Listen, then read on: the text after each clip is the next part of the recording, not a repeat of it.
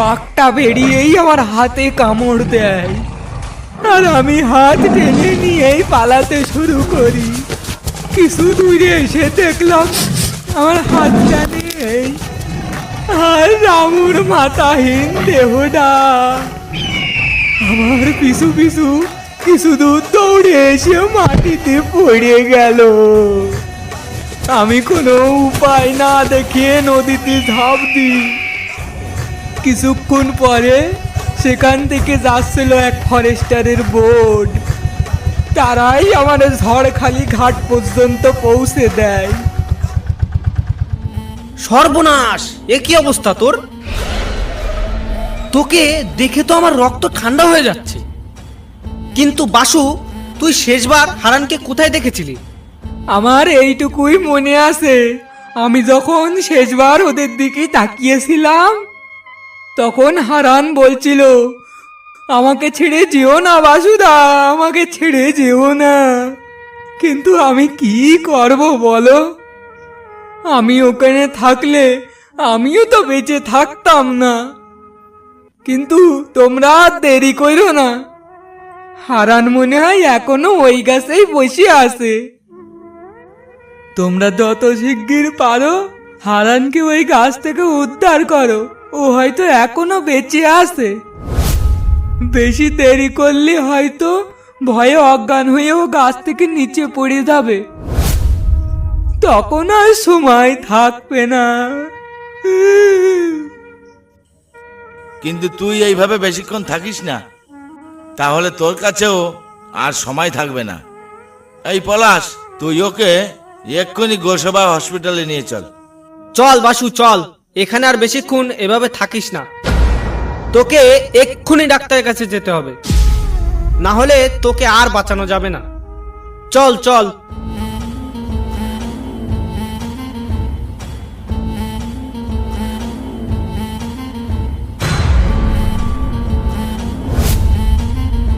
সুরেশ, তুই আমার সঙ্গে চল, দেখি হারান কোথায় আছে। তপনদা, তপনদা, তুমি দয়া করে আমাকে ক্ষমা করে দাও, আমি যেতে পারবো না। এত কিছু দেখে আর জেনে শুনে কেউ মৃত্যুর মুখে যায়? তুমি বরং অন্য কাউকে নিয়ে যাও, আমি বাড়ি চলে গেলাম। তাই নাকি? তাহলে তুই যাবি না? তোর বাবা যখন জঙ্গলে বাঘে অ্যাক্সিডেন্ট করে তখন তো কাউকে পাসনি। তোর বাবাকে উদ্ধার করার জন্য আমার কাছেই আসতে হয়েছিল। তখন আমি তোর সঙ্গে গিয়েছিলাম জঙ্গলে। আরে এমন করে বলছো কেন তপনদা? চলো দেখি তাহলে, তাড়াতাড়ি চলো। কিন্তু তপনদা, আমাদের সাবধানে যেতে হবে। এদিকে গায়ের পরিস্থিতিও তেমন ভালো নয়, তারপর আবার জঙ্গলে ওই দানবের উৎপাত, একেবারে যাচ্ছে তাই কাণ্ড। আরে হ্যাঁ, ওসব নিয়ে তুই কিছু ভাবিস না, আমরা সাবধানেই যাব। বেশি কথা না বলে চল।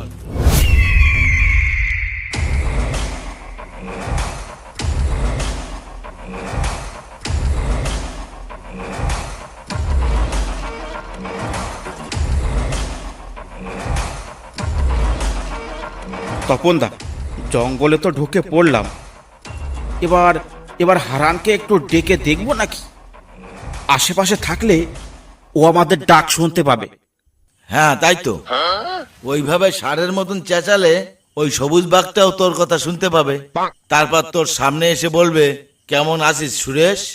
তারপরে তুই বলবি, এই তো সবুজ বাঘ মশাই, তোমাকেই দেখতে এলাম জঙ্গলে। তুমি নাকি জঙ্গলে খুব উৎপাত করছো।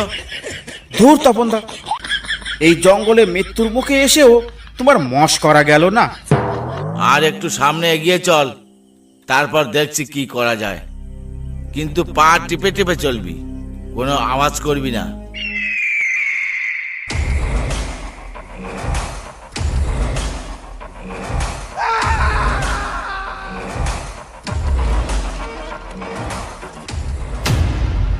তপনদা, তপনদা, ওটা কি ভূত নাকি?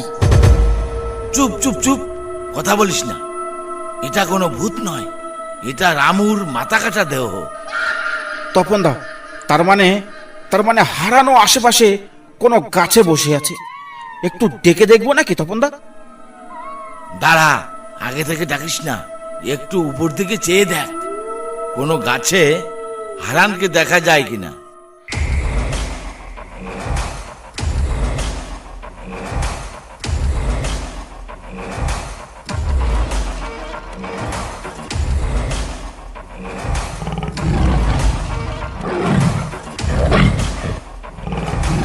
তপনদা, গাছের মাথায় সবুজ বাঘ, বাঁচতে চাইলে পালাও, না হলে আজ আর রক্ষা নেই।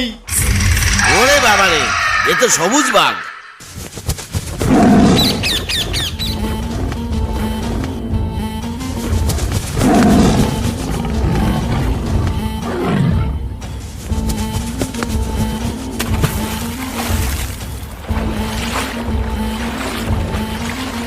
হারান, তুই এখানে? আর বলিস নে সুরেশ, ওই সবুজ বাগের ভয়ে আমি জলে লাফ দিয়েছিলাম কিছুক্ষণ আগে, তাই ভয়ে ডাঙায় উঠতে পারছি না। আর এখান থেকে কোনো নৌকাও যেতে দেখছি না যে তাদের বাঁচাতে বলবো, তাই জলের মধ্যে ডুবে বসে আছি। কিন্তু বাসুর কাছে শুনলাম তুই নাকি কোনো গাছে উঠে বসেছিলি। গাছে উঠেও রক্ষা পাইনি রে সুরেশ, এ দানব গাছে উঠতে পারে। এর হাত থেকে বাঁচার জন্য জলই একমাত্র নিরাপদ জায়গা। কিন্তু তুই একা একা কিভাবে এলি এখানে?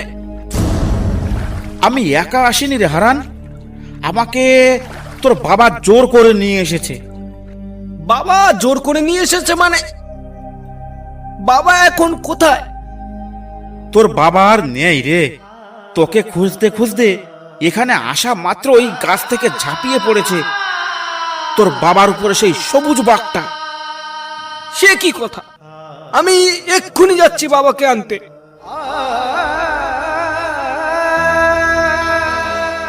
হারান, বোকামো করিস না, ওর কাছে একা একা যাওয়াটা তোর ঠিক হবে না।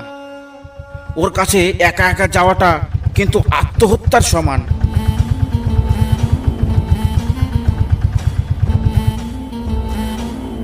এই এই, তুমি ওখানে কি করছো? এক্ষুনি এক্ষুনি পাড়ে চলে আসো বলছি, জঙ্গলে ঢুকলেই কিন্তু গুলি করব। বেরিয়ে এসো ওখান থেকে, বেরিয়ে এসো বলছি। তোমার হয়তো জানা নেই, সকালে এখানে একজন আর মাথা ছিঁড়ে নিয়েছে, আর একজন আর হাত ছিঁড়ে নিয়েছে, আর একজন এই জঙ্গলে হারিয়ে গেছে। কারণ এই জঙ্গলে এক নতুন সবুজ বাঘের উৎপাত বেড়েছে। জঙ্গলের ভেতরে ঢুকলে আমরাও তোমাকে বাঁচাতে পারবো না। স্যার, সকালে এই জঙ্গলে যে হারিয়ে গেছিল আমি সে। আমরা সকালে জঙ্গলে এসেছিলাম কাঠ কাটতে, আমাদের একজনকে মেরে ফেলেছে ওই বাঘে, আর একজনের হাত ছিঁড়ে নিয়েছে। যার হাত ছিঁড়ে নিয়েছে সে পালিয়ে গেছে, কিন্তু আমি ভয়ে গাছে উঠে পড়েছিলাম, তাই আর পালাতে পারিনি। যে পালিয়ে গিয়েছে সে গ্রামে গিয়ে সবাইকে খবর দিয়েছে, তাই আমার বাবা আর এই ছেলেটা জঙ্গলে খুঁজতে এসেছে আমাকে। কিন্তু ওই বাঘের হাত থেকে এই ছেলেটা বেঁচে গেলেও আমার বাবা আর বাঁচতে পারেনি। একটু দয়া করে আমার সাথে চলুন না জঙ্গলে, দেখি বাবাকে পাওয়া যায় কিনা। এই নবীন বাবু, বন্দুকটা নাও তো, চলো একটু জঙ্গল থেকে দেখে আসি।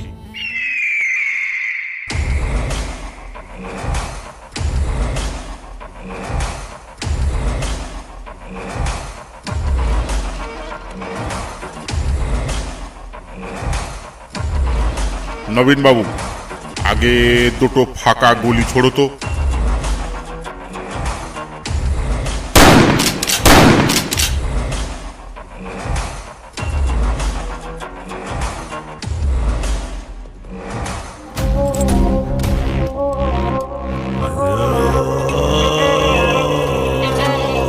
ওই তো বাবা পড়ে আছে, ওই দেখুন স্যার। নবীন, বন্দুক নিয়ে সতর্ক থেকো, বাঘ দেখা মাত্র ঘুম পাড়ানো হাই ডোজের গুলি করবে। আপনি একদম চিন্তা করবেন না স্যার, আমি সতর্ক আছি। আপনারা লাশটা নিয়ে এখান থেকে তাড়াতাড়ি বেরোন দেখি, বাকিটা আমি সামলে নিচ্ছি। এই, তোমরা কেউ লাশটা তুলে আগে আগে চলো। এই নবীন বাবু, তুমি পেছন পেছন থাকো।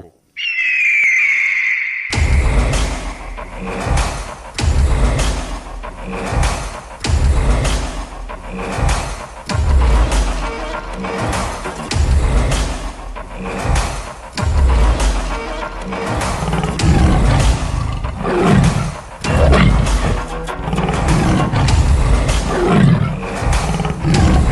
দেখুন স্যার, বাঘটা আমাদের দিকে তাকিয়ে আছে, কিন্তু আপনার বন্দুক দেখে আর আক্রমণ করতে পারছে না।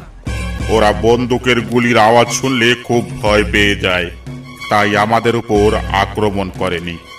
এই বোট ছাড়ো, চলো এখান থেকে।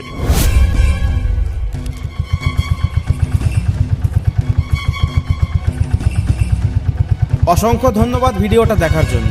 ভিডিওটা ভালো লাগলে একটা লাইক